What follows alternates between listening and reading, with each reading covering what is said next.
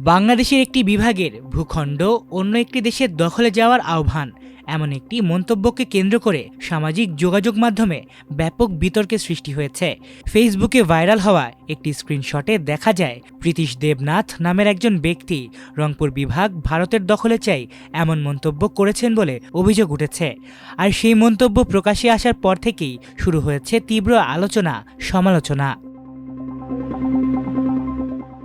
অভিযোগ অনুযায়ী প্রীতিশ দেবনাথ বাংলাদেশ সিভিল সার্ভিসের গণপূর্ত ক্যাডারের ৪৪তম ব্যাচের কর্মকর্তা এবং বর্তমানে গণপূর্ত অধিদপ্তরে সহকারী প্রকৌশল হিসেবে কর্মরত রয়েছেন। অর্থাৎ বাংলাদেশে বাস করে এই দেশের সকল সুযোগ সুবিধা ব্যবহার করেও রাষ্ট্রদ্রোহিতামূলক কর্মকাণ্ডে লিপ্ত তিনি। সামাজিক যোগাযোগ মাধ্যমে ছড়িয়ে পড়া স্ক্রিনশটে দেখা যায় তার ফেসবুক আইডি থেকে বাংলাদেশের একটি বিভাগের বিষয়ে বিতর্কিত মন্তব্য করা হয়েছে। বিষয়টি নিয়ে অন্য ব্যবহারকারীরা আপত্তি জানালে তাদের প্রতিও আপত্তিকর ভাষায় প্রতিক্রিয়া দেওয়া হয়েছে বলে অভিযোগ রয়েছে। ঘটনাটির প্রকাশ্যে আসার পর সামাজিক যোগাযোগ মাধ্যমে ব্যাপক প্রতিক্রিয়া দেখা যায়। অনেকেই প্রশ্ন তুলছেন, রাষ্ট্রের একজন কর্মকর্তা কিভাবে দেশের ভূখণ্ড ও সার্বভৌমত্ব সম্পর্কিত এমন মন্তব্য করতে পারেন।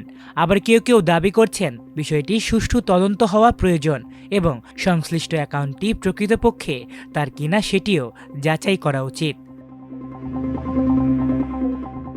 ফেসবুক প্রোফাইলে দেওয়া তথ্য অনুযায়ী প্রীতিশ দেবনাথ বাংলাদেশ প্রকৌশল বিশ্ববিদ্যালয়ের সাবেক শিক্ষার্থী। বর্তমানে সরকারি দায়িত্বে কর্মরত থাকা অবস্থায় তার নামে এমন মন্তব্য ছড়িয়ে পড়ায় বিষয়টি আরও বেশি আলোচনার জন্ম দিয়েছে। ঘটনার পর থেকেই সংশ্লিষ্ট ফেসবুক আইডি নিষ্ক্রিয় রয়েছে বলেও জানা গেছে। আইন বিশেষজ্ঞদের মতে দেশের সার্বভৌমত্ব, ভূখণ্ড বা রাষ্ট্রীয় স্বার্থবিরোধী কোনো বক্তব্যের অভিযোগ উঠলে তা গুরুত্বের সঙ্গে তদন্ত করা প্রয়োজন। বিশেষ করে সরকারি কর্মকর্তাদের ক্ষেত্রেও আচরণবিধি ও শৃঙ্খলাবিধির বিষয়টিও বিবেচনায় আসে। অভিযোগ প্রমাণিত হলে প্রচলিত আইন ও প্রশাসনিক বিধান অনুযায়ী ব্যবস্থা নেওয়ার সুযোগ রয়েছে।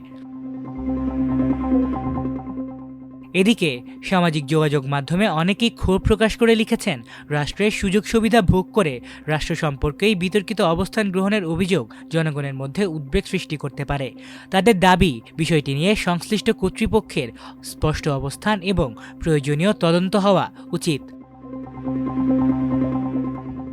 তবে এখন পর্যন্ত এ ঘটনায় সংশ্লিষ্ট সরকারি দপ্তর বা সরকারের পক্ষ থেকে আনুষ্ঠানিক কোনো বক্তব্য প্রকাশ করা হয়নি। ফলে ভাইরাল হওয়া মন্তব্য, অ্যাকাউন্টের মালিকানা এবং অভিযোগের সত্যতা নিয়ে চূড়ান্ত সিদ্ধান্তে পৌঁছানোর আগে সংশ্লিষ্ট কর্তৃপক্ষের তদন্ত ও আনুষ্ঠানিক ব্যাখ্যার দিকেই তাকিয়ে রয়েছে সবাই। আলিফ চৌধুরী, আমার দেশ।